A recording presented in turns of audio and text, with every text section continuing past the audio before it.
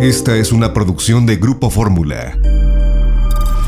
Muy buenas noches, saludo con mucho cariño al auditorio de Telefórmula, que en este momento se enlaza con los trabajos de esta emisión. Agradezco a quienes siguen a través de la radio y por supuesto a través de la internet. Hoy es Día Internacional de la Alfabetización y hoy presentó Hacienda el paquete económico 2022. Prevén que para el año próximo el PIB crezca 4.1% y nos plantean un gasto de 7 billones con un incremento importante en la recaudación. Algo así como un 7.5% arriba. En un instante platicaremos del tema. Anuncia el presidente de la Suprema Corte de Justicia medidas adicionales en la agenda de género. Quiero decirle que el día de hoy se publicó una encuesta en El Financiero, en la cual pues nos permite medir la importancia y también la valentía de los ministros. Los ministros no tienen por qué estar calculando qué opina la gente para determinar los derechos de las personas. Los políticos sí lo hacen, por eso a veces quieren callar. Fíjese que el 45% de las personas entrevistadas está a favor de una ley que permite el derecho al aborto, mientras que hay un 53% todavía de las y los compatriotas que está en contra. La edad es un factor determinante. A los 30 años, por ejemplo, de 30 años para abajo hay mucho acuerdo, en cambio de 50 para arriba la gente se muestra contraria. Bueno, hoy platicó Arturo Saldívar con los reporteros una conferencia de prensa sobre estos temas. La doctora Claudia Sheinbaum insiste en que el colapso de la línea 12 del metro no fue por problemas de mantenimiento, es decir, no fue responsabilidad de ellas. Esto dijo. En eso es categórico el informe. Es decir, no voy a leer muy...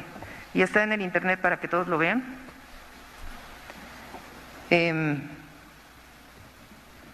Los resultados de los análisis indicaron que el colapso ocurrió como resultado del pandeo de las vigas norte y sur, facilitada por la falta de pernos funcionales en una longitud significativa, lo que causó que parte del tramo elevado perdiera su estructura compuesta.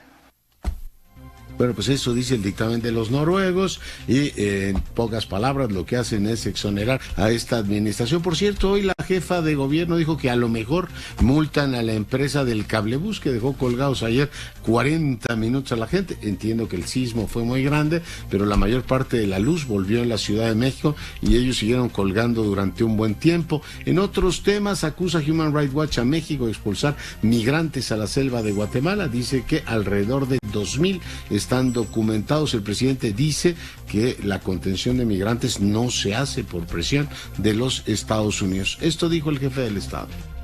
No aceptamos presiones de ningún gobierno. Sí tenemos esa situación que nos preocupa y que estamos atendiendo, pero no es porque estemos de peleles o de empleados del gobierno de Estados Unidos. Es que estamos poniendo orden y ayudando, protegiendo. Y también defendió directamente a Delfina Gómez, diciendo que en este caso los diezmos que entregó, que el INE documentó y fue multada por ello, hay que verlas en clave electoral. En las últimas horas han fallecido 879 personas por razones de COVID. En cifras oficiales llevamos ya 265.420 muertos por dicha enfermedad. Ayer se aplicaron, me pongo de pie, 842,000 dosis de la vacuna. Justa Zoe Robledo, la cifra de muertes por pacientes en el hospital la ubica en 14. Dice que 2 más murieron por otras razones horas antes. El gobierno de Hidalgo exhortó a la población cercana al río Tula a evacuar de inmediato sus domicilios. La Conagua advirtió de fuertes lluvias en distintas partes del país, pero ya nadie se quiere hacer cargo de por qué no avisaron para evacuar oportunamente el hospital. Ahí está el lavadero de manos, a todo lo que da. Aprueba Consejo Universitario a Enrique Cabrero como integrante de la Junta de Gobierno. Pausa, volvemos. Bueno, y seguimos con la información. En efecto, hoy fue entregado el paquete económico. En un momento más nos ocuparemos del asunto. Tiene 3 pilares fundamentales, dijo el secretario de Hacienda: reforzar apoyos para el bienestar, apoyar proyectos regionales y también favorecer estabilidad y solidez en las finanzas públicas. Tengo aquí pues ya las principales variables del marco macroeconómico. Y bueno, en un momento más nos ocuparemos de esto. También le decía que vale la pena que revise a la luz de lo que la Corte ha decidido en materia de despenalización del aborto, si la jurisprudencia que sentó la decisión de ayer, la encuesta de opinión que hoy publica El Financiero, 45% está de acuerdo con que esta ley permite ejercer el derecho, 53% en contra. Le decía que hay una variable importante en la edad, los más jóvenes son más favorables y los que tienen más edad son más resistentes. La escolaridad también abre brechas importantes de la opinión, con los entrevistados que tienen estudios universitarios o de nivel medio expresan un mayor acuerdo con el derecho al aborto que los que tienen educación básica con menor nivel de acuerdo. La brecha entre ambos grupos fue de 20 puntos, o sea, sí se nota. Por nivel socioeconómico, el grupo de mayores ingresos muestra más apoyo al derecho al aborto que el grupo de menores ingresos. O sea, jóvenes, clase media con estudios, serían más proclives a reconocer el derecho de las mujeres, que bueno, pues en este caso ahí están los números publicados por El Financiero. Me enlazo ahora con el doctor José Ramón Cosío. Él es, usted lo sabe,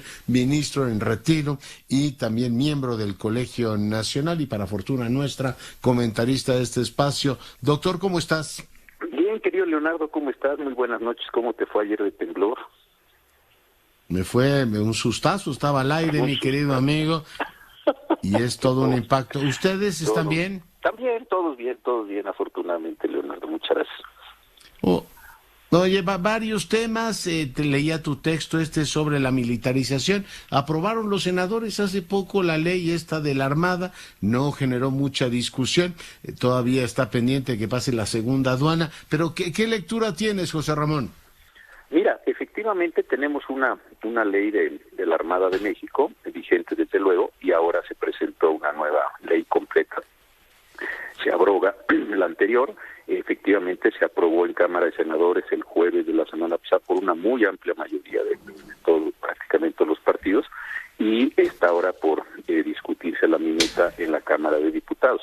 Mira, a mí la ley pues tiene una parte de organización naval que me parece pues, bien, en fin, pero sí hay dos aspectos que me parecen muy delicados, que es un desdoblamiento entre la Secretaría de Marina y la Armada de México, como si fueran dos cosas o dos entidades distintas. Y esto creo que tiene algunas consecuencias muy serias, por una razón, porque pareciera que todo lo que hace la Armada de México, como está ordenado por la Secretaría de Marina, y la Secretaría de Marina no tiene ahí una dimensión de carácter militar, pues pareciera que está permitido por la Constitución. Yo creo que ese desdoblamiento, que por lo demás viene de una decisión de la segunda sala de la Suprema Corte de hace algunos años, de un par de años, me parece que genera esta complejidad. Y esto me parece que pues sí abona muchísimo más al proceso de militarización que claramente estamos viviendo en el país.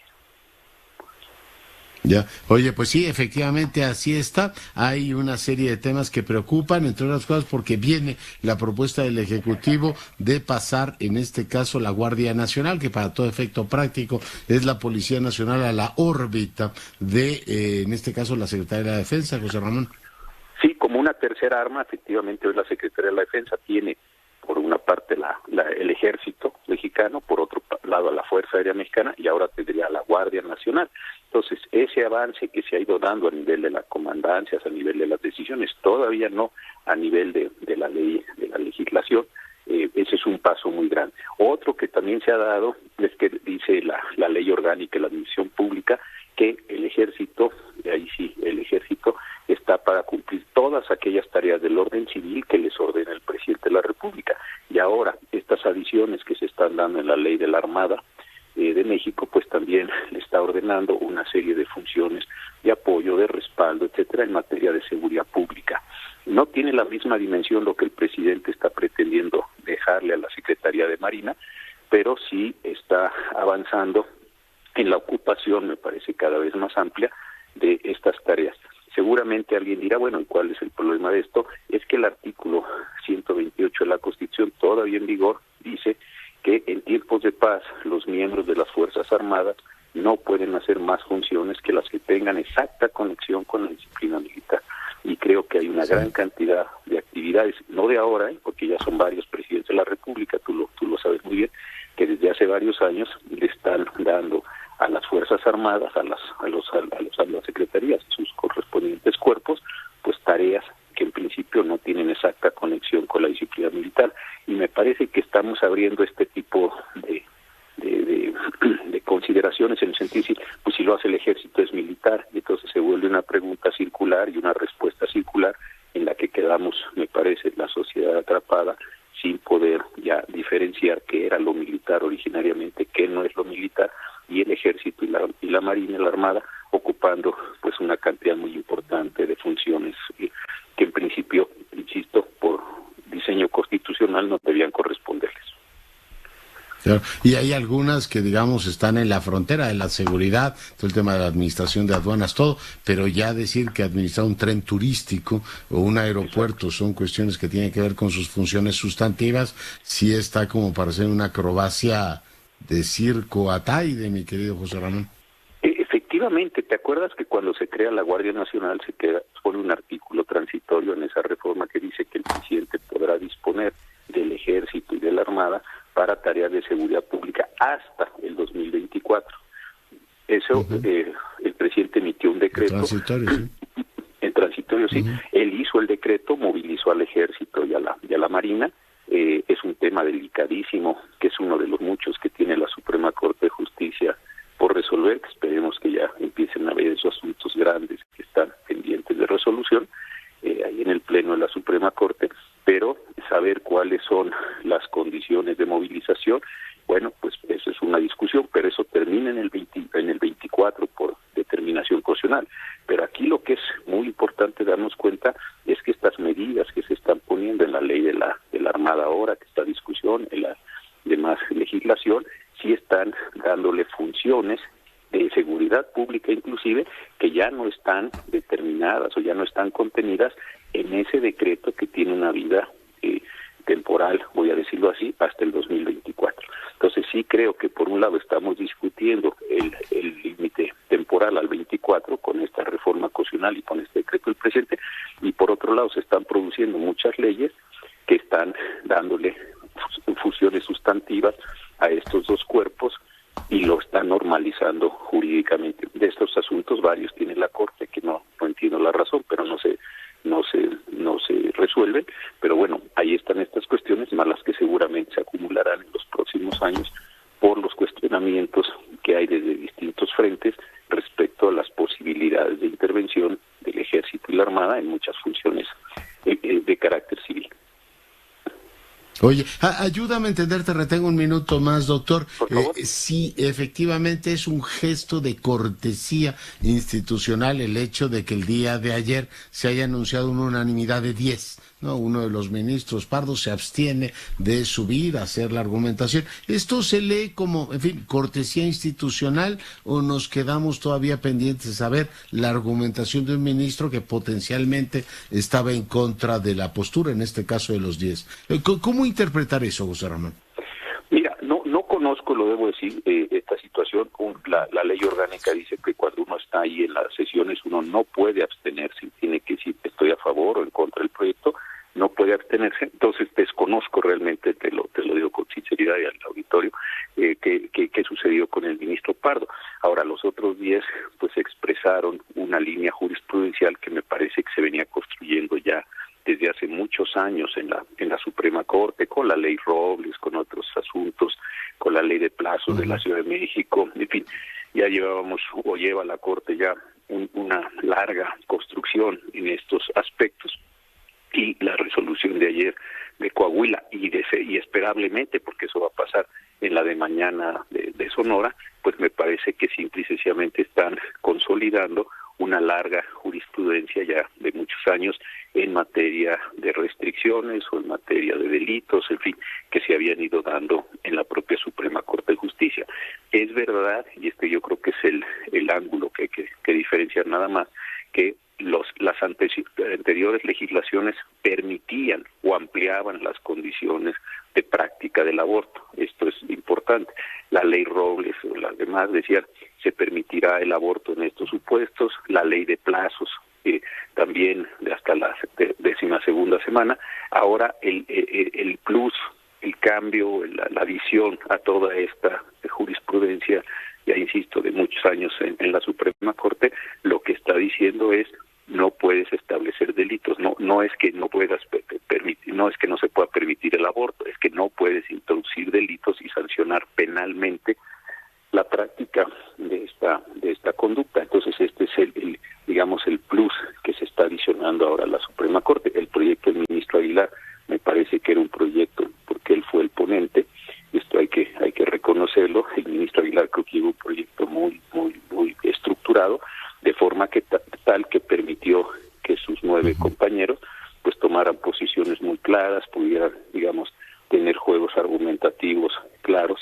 En este sentido, mañana se presenta un proyecto del ministro Gutiérrez Ortiz Mena y me parece que tiene esta misma condición, donde por la claridad del proyecto, de él y de ellos y de sus ponencias, de sus grupos jurídicos que apoyan a un ministro, pues permite esta diferenciación, esta construcción de los argumentos, que bueno, yo entiendo hoy a las estadísticas que dabas hace un momento de las encuestas, los números de las encuestas, pero bueno, independientemente de lo que cada quien piense respecto a este delicado tema, sí permitieron estos 2 proyectos del ministro Aguilar y del ministro Gutiérrez, pues discusiones claras y posicionamientos firmes por quienes están votando en eso. Y mañana se ve el tema de la Constitución del Estado de Sonora, en el sentido de que esta Constitución protege al producto de la concepción desde el momento mismo de la concepción, y esto es lo que se va a discutir mañana, si eso tiene o no la posibilidad de impedir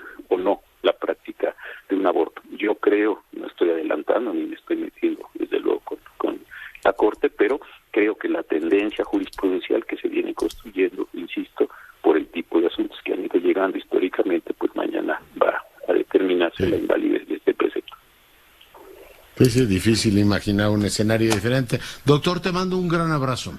Igualmente, querido Leonardo, muy buenas noches a ti y a toda la audiencia. Buenas noches, doctor José Ramón Cosío. Oiga, y pendientes, ayer platicábamos con Sergio Alcocer, el presidente de Comexi, sobre la reunión el DEANO, y leo un artículo de Carlos Pascual. ¿Se acuerda usted de Carlos Pascual, el embajador de los Estados Unidos, que no le cayó bien a Felipe Calderón y pidió su salida? ¿Se acuerda él? Pues un experto en energía. Y hoy escribe un texto que se titula Estados Unidos y México, el futuro de la relación. Si en este contexto es necesario para comprender qué significa la transición energética y el cambio climático para Estados Unidos. Ser líder en ambos es fundamental para el liderazgo económico y político en el siglo XXI. El impacto de la política estadounidense es profundo. La única ley significativa promulgada con apoyo bipartidista en el 2021 ha sido la Ley de Innovación y Competencia de los Estados Unidos, una inversión de $250,000 millones. Así es que el asunto de la integración económica es un nuevo mundo de competencia económica y política. Dice además Pascual, es un tema fundamental que debe abordarse en este diálogo. De ahí surgirá si la integración entre los 2 países prosperará o si cada país tomará un camino separado para asegurar su futuro económico. La competitividad futura de América del Norte dependerá del resultado. Esto es lo que escribe Carlos Pascual. Y bueno, pues está el tema energético ahí, en el tema de la energía, como un elemento que pues sí plantea visiones muy contrastantes entre la forma en que lo ve Estados Unidos y lo ve México. Bueno, veremos qué sale del DEAN. Maru Rojas, hoy entregaron el paquete, cuéntanos. Austeridad y seguir fincando la base de este paquete económico en la base de la 4T, que son los programas asistencialistas, doctor. Hoy el doctor Rogelio Ramírez de la O entregó en tiempo y forma, como cada 8 de septiembre, esta ley de ingresos, lo que va a recibir el gobierno federal, que lo fijó en la siguiente cifra. Para el 2022 los ingresos totales se estiman en 6,172 miles de millones de pesos, un aumento de 7.5% en términos reales, comparado con los aprobados en el paquete de 2021. 6 billones lo que va a recibir por recaudación el gobierno federal, 7 billones lo que piensa gastar y repartir entre entidades federativas y sectores. Tasa del PIB la fijan en 4.1%, el petróleo exportación en $55.1 por unidad. y también se fija en 1,826 la producción diaria de barriles de petróleo, 20.3 pesos a 20.4 pesos cada dólar el próximo año. Y no se crean nuevos impuestos ni se autorizan aumentos a los ya existentes, doctor. Lo que sí es que se fijan nuevas consideraciones para hacer más fácil la recaudación fiscal, es lo que dice hoy el secretario de Hacienda. Por parte de los diputados federales que recibieron este paquete, solamente hubo 2 oradores. El titular de la Junta de Coordinación Política, Rubén Moreira, que centra en los estados y municipios hacia donde debe de ir destinado este presupuesto, al que se le aumenta, por cierto, también un porcentaje a lo que se va a enviar a las federaciones. Y el presidente de la mesa directiva, Sergio Gutiérrez, quien dice de todos los sectores es responsabilidad el gasto del próximo año. El proceso de examen, discusión y aprobación del proyecto que hoy recibimos precisa de todas y todos la apertura, la disposición, la voluntad y la buena fe, que yo estoy seguro lo vamos a conseguir. En el Senado los morenistas también fueron como más sensibles porque pidieron a las autoridades hacendarias que se sienta en el documento del presupuesto, que la población tenga una esperanza para salir de una crisis en la que muchos hemos perdido a familiares en esta pandemia, doctor. Y bueno, fue ahí la subsecretaria de Egresos de Hacienda, Victoria Rodríguez Ceja, la que entregó y explicó en los mismos términos el presupuesto a los senadores. Vamos a estar pendiente del desglose que se haga aquí en San Lázaro. Oye, ¿quién preside la Comisión de Presupuesto en esta legislatura? Tenemos todavía medio mes para determinar las comisiones. Aún no hay comisiones, ni una sola conformada. Ni esta, que esta pues es la que tiene que empezar a trabajar ese paquete, así es que bueno, pues estamos pendientes, sabemos sí que a final del mes ya empiezan las últimas, estas que nadie quiere, relaciones exteriores y toda la demás, pero esta pues, suponía que la pactaron junto con la Junta de Coordinación Política, esta es la más, es la madre de todas las comisiones. Maru, muchas gracias. Y seguramente se queda para el PAN y seguramente también con la diputada Patricia Terrazas, que fue reelecta la anterior presidenta de Hacienda. Sí, una se la queda efectivamente la mayoría y el otro a la primera minoría. Gracias, Maru. Y ahora saludo a la doctora Domínguez Barbosa, nuestra médico cirujano, posgraduada en epidemiología y gran conocedora de estos temas. Andrea, ¿cómo estás? Muy buenas noches, Leonardo. Pues todavía asustados con la sacudida de anoche y pues esperando que tú y todo el auditorio que nos escuche pues solo haya sido ese susto y nada más. Y pues en temas de COVID, quiero compartirte pues todo esto que se ha suscitado después de las declaraciones del subsecretario Hugo López-Gatell en relación a la vacunación en niños y estos más de 250 amparos que se están dando, principalmente en 4 juzgados que parece están apoyando a que vacunen a estos niños. Y es que es un espectro muy particular, Leonardo, porque son niños que tienen cierto grado de inmunocompromiso, que tienen ciertas comorbilidades, que muchos de ellos superan los 12 años de edad y que de acuerdo a los reportes, a los ensayos clínicos establecidos, sobre todo con la vacuna de RNA mensajero de Pfizer, se pueden vacunar. Entonces, pues él aboga a que el tema de la vacunación es una protección individual para un bien colectivo, un bienestar poblacional, y pues insta a la parte de la salud pública en decir que estoy vacunando a una persona, pero en realidad estoy haciendo un bien colectivo. Pero se puede tergiversar esta interpretación porque finalmente estos niños, al tener ciertas condiciones particulares, también van a contribuir a la inmunidad. No es una cosa por otra, no es vacunar a un niño y perder a un adulto. Muchos adultos, como tú, como yo, como muchas personas sabemos, no se han querido vacunar y no vamos a desperdiciar esa vacuna y no dársela a un niño que sí la quiere, que sí la tiene que recibir y que sí es seguro que la reciba. La variante Delta nos ha enseñado que no respeta en ese sentido las edades. En temas de terapias, de ocupación de terapias intensivas infantiles, si en adultos tenemos un desafío, en terapias intensivas infantiles estamos verdaderamente carentes, o sea, se pueden saturar muy rápidamente. Y aunque el porcentaje de gravedad de la enfermedad en niños es mucho menor que en los adultos, igualmente puede requerir en ese sentido una cama en cuidados intensivos. Son potenciales también focos de contagio los niños, sobre todo ahorita con la vuelta a clases, la movilidad se va a ver aumentada y estos niños también pueden generar otros focos de contagios en los adultos. Leonardo, no sé qué piensas tú, pero en realidad es muy triste escuchar esto de una autoridad. Me parece no triste, deprimente, doctora, y me parece también pues contrario, no solo a la sensibilidad, sino a la lógica misma de un gobierno. El que una persona invoque sus derechos y los haga valer en tribunales no es en detrimento de nadie, es su derecho, y esos niños que pidieron eso, por supuesto que yo creo que les asiste la razón.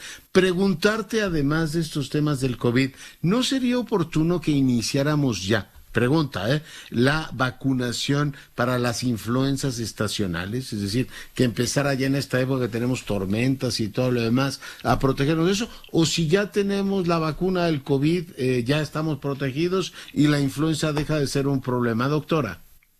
Agradezco tu pregunta y es sumamente importante. Recordemos que la vacuna de la influenza se tiene que estar aplicando año con año, ya que es un virus que muta y sale una nueva cepa y tenemos que estar cubiertos ese año para esa nueva cepa con ese inóculo. Y justamente hacia finales de septiembre y principios de octubre es cuando se empiezan a liberar en la industria farmacéutica de manera comercial esta vacuna para la influenza tipo A, tipo B. Entonces, sí, definitivamente hay que vacunarse muy por aparte de la vacuna que muchos de nosotros hemos recibido ya para COVID, es otro virus, y sí, se viene una temporada, pues como todos los inviernos y todos los otoños, es una temporada de alta prevalencia de enfermedad de vías respiratorias, como en el año pasado, y ojalá que se repita lo del año pasado. Te recuerdo, Leonardo, que gracias un poco al uso de cubrebocas, aunque politizado y no, y a que no había tanto abasto de la vacuna de la influenza, pues el cubrebocas nos ayudó a que la tasa de infecciones por influenza fuera menor que en otros años. Entonces, esperemos que esto se comporte de la misma manera, pero eso no significa que no hay que vacunarse contra la influenza. Son dos entidades patológicas diferentes y hay que buscar la vacunación también en cuanto puedan, por supuesto, asesorados de su médico tratante y acercarse a recibirla lo antes posible. Ya bien próximamente se liberará nuevamente la vacuna vigente para este periodo estacional, Leonardo. Ya. Oye, y también terrorífico parece, digamos, con la apertura de prácticamente todas las actividades, que el asunto lo dejamos atrás, pero antier 1,071 muertos y ayer 873, que no son pocos. Por tanto, doctora, pues el llamado es a seguirnos cuidando, ¿no? A seguirnos cuidando, a seguir sobre todo las medidas preventivas, sí, no bajar la guardia, insisto, estamos todos cansados. Protejan a sus niños, por favor. Sé que es muy complicado decir esto, sobre todo cuando estamos trabajando y ya llevamos mucho tiempo trabajando también, muchos desde casa. Es difícil partirse en este sentido, pero créanme lo que es mejor hacer este sacrificio que tener a un niño hospitalizado con COVID cuando no sabemos realmente qué es lo que puede suceder. Y las vacunas son seguras. Sobre todo en este caso, aquellos niños, y insto por favor a aquellas familias que puedan hacer el esfuerzo y de llevar a sus hijos a vacunar mayores de 12 años, háganlo porque eso es una medida que les va a ayudar a que estos niños también puedan volver a clases en una ventana un poco más segura, sin duda, sin bajar la guardia, y para todos, no nada más para los niños, insistimos también para los padres. Por último, nada más recordarles que la forma en la que vamos a acabar con esto es colectivamente, y también se vienen protocolos, están trabajando en protocolos de tratamientos, son muy prometedores, muy costosos todavía, y ojalá en una próxima intervención, Leonardo, podamos platicar un poquito de esto porque es muy interesante que esto se tiene que comulgar con las vacunas. Claro, cuando tú quieras. Andrea, te mando un abrazo.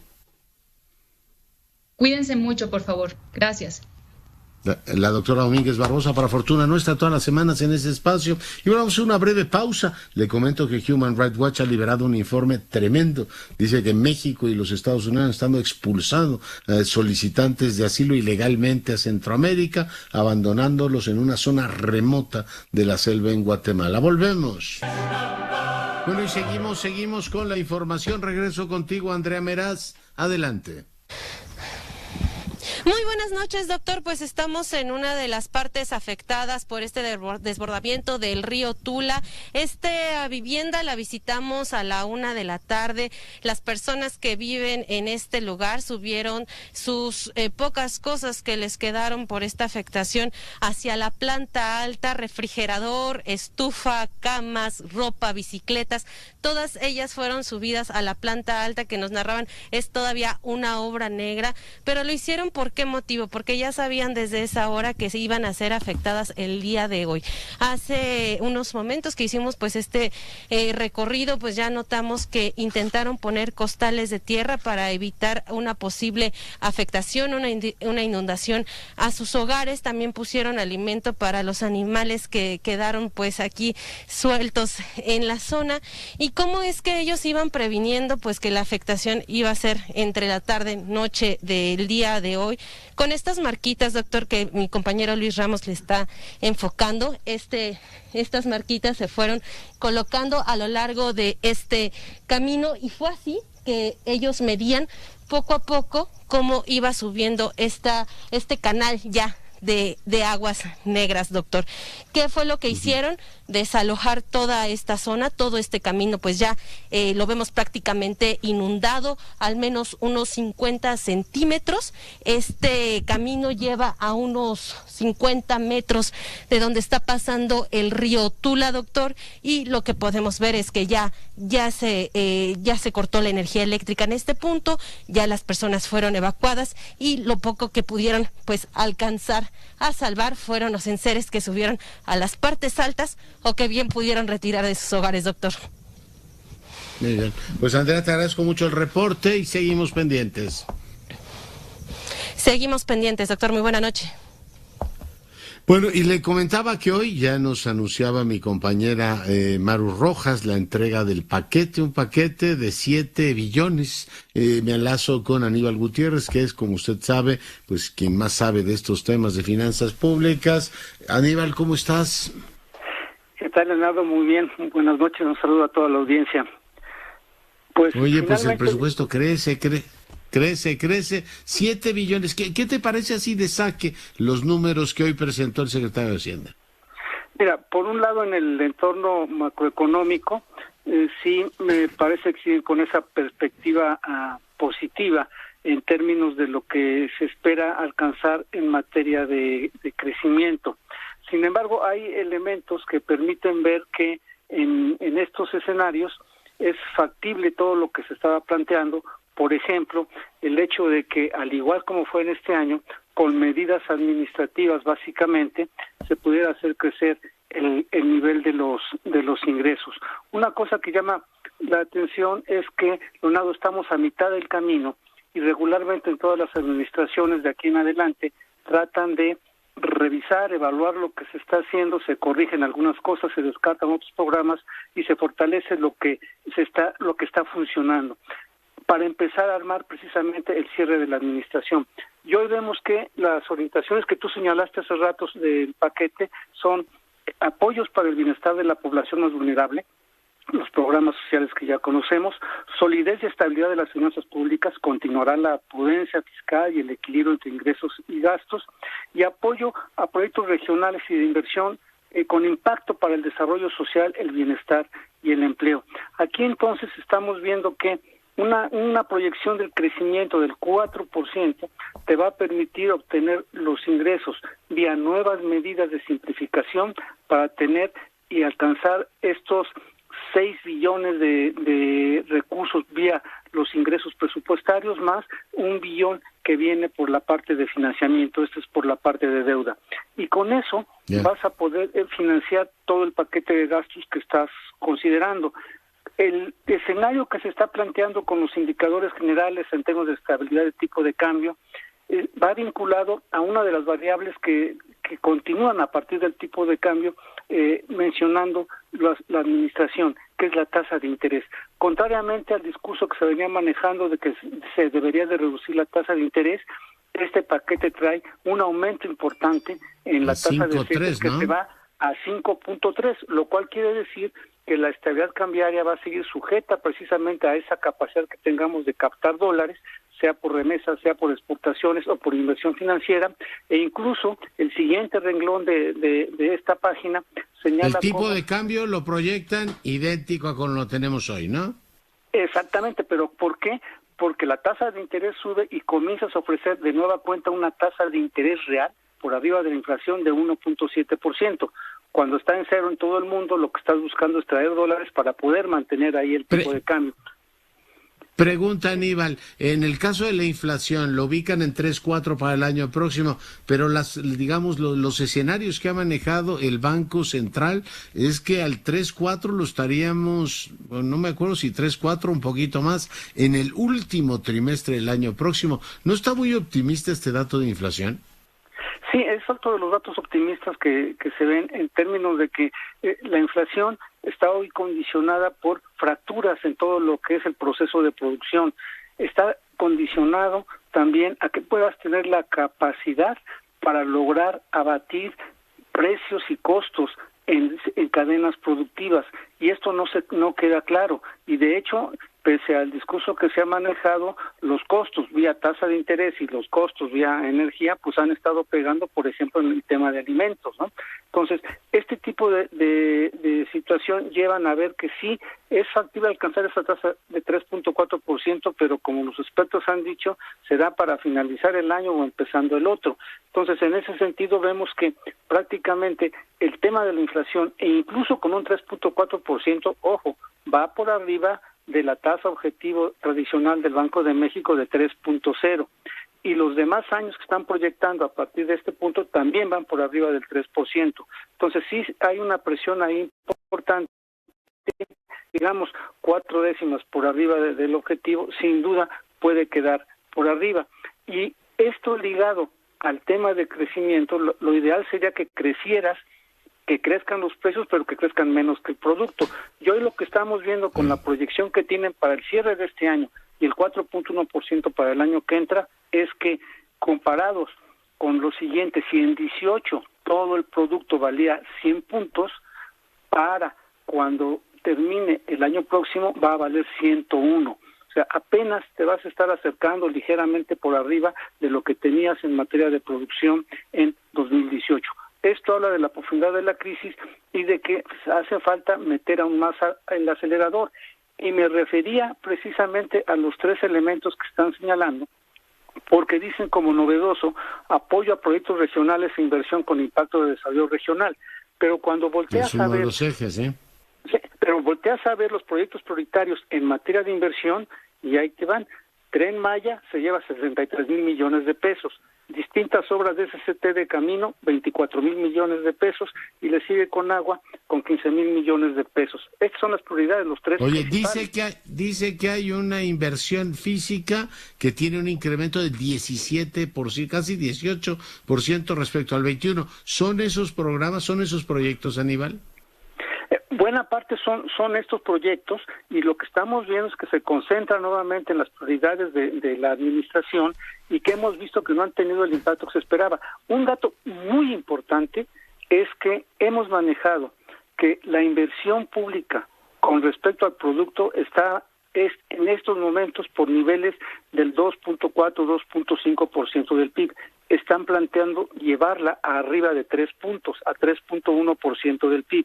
Esto sería muy positivo si efectivamente es una inversión que redunde y que tenga impactos generando competitividad, empleo y capacidades para que las comunidades que están en situación de pobreza tengan oportunidades para hacer actividades económicas y crezcan, pero que también en otros sectores, otras actividades económicas puedan despuntar y generar riqueza. Entonces, si están concentrados en los... Oye, el precio del petróleo... Perdón.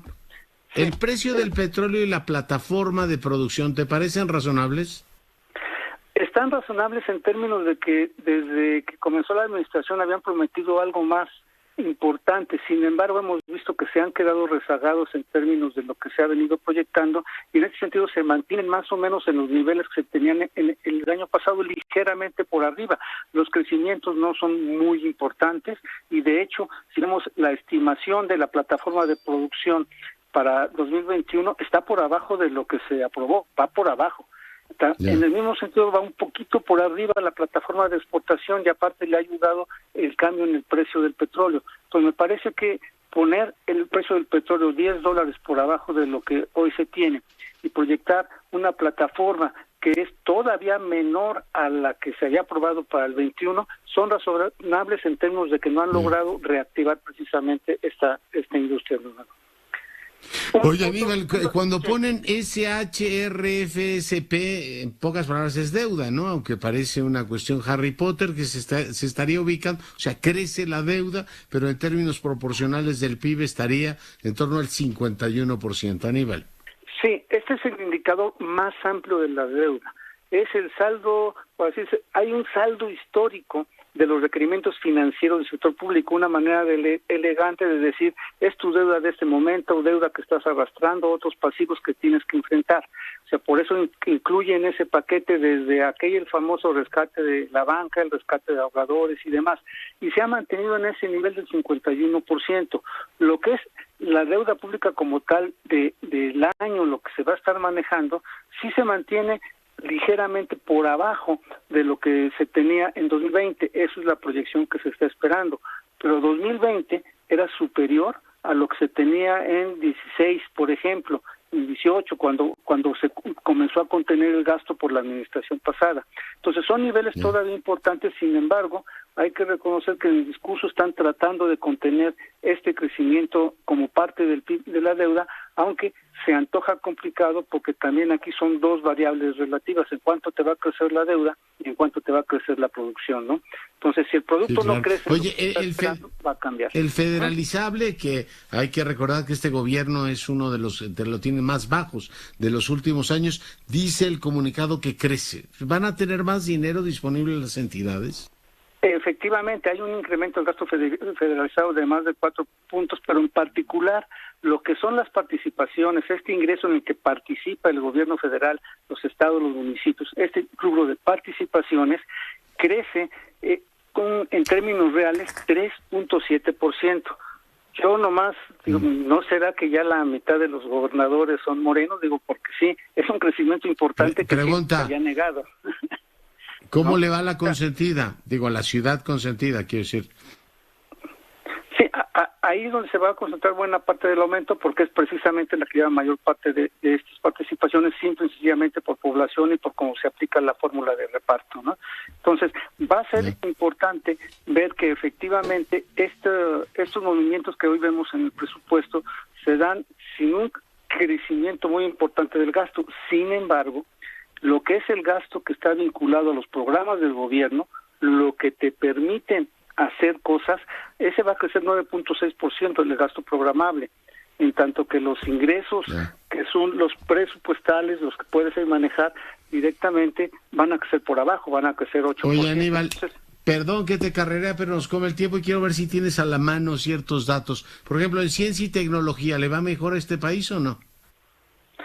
Sí, todavía no lo veo. Lo que sí te puedo decir es que hay una discusión importante en términos de compromiso de esta administración desde la campaña, compromiso que dejó asentado en leyes el Congreso pasado, que es la obligatoriedad y gratuidad para la educación pública superior. Apenas le estarán aportando cerca de 700 millones de pesos cuando necesitas 17,000 millones. Entonces, esa es la parte que está castigada, y es que en otro momento revisamos ya detalle esta parte de ciencia y tecnología que ya estaba castigada desde antes con la desaparición de los fideicomisos, ¿no? Y igual que el tema de los pueblos indígenas, ¿no? Que ya ves que ponen tabla roca y hablan de la resistencia, pero el presupuesto se lo reducen cada rato. A ver cómo está efectivamente el instituto en materia de presupuesto. Aumentaron. Fíjate que ese está dentro del rubro de entidades sectorizadas, sí lo aumentaron. Aquí quisiera apuntarte también lo siguiente. En términos de castigos, pues tienes, por ejemplo, dentro de lo que son las dependencias federales, una reducción de casi 11% en defensa, Economía una reducción del 31%, Sedato una reducción del 25%, sin embargo tiene una dependencia que le crece 48% el presupuesto. ¿Cuál es? La Secretaría de Bienestar. Se va de 200 a 297 mil millones de pesos su presupuesto. Dentro de este presupuesto, ¿qué programa está? Adultos mayores, que se come 238 mil de esos 297 mil millones de pesos. Turismo crece 64% su presupuesto. ¿Por qué? Porque les urge terminar el tren Maya y seguro van a meter una parte en el Istmo. Aquí se está concentrando el recurso y los incrementos que se están dando. Entonces vemos cómo se castigan algunos y pese a que a salud le están dando un incremento de 27.6% a la Secretaría de Salud, pasa de 151 mil a 192 mil millones de pesos su presupuesto, pues está muy lejos de los 297 mil que va a tener ahora Bienestar, ¿no?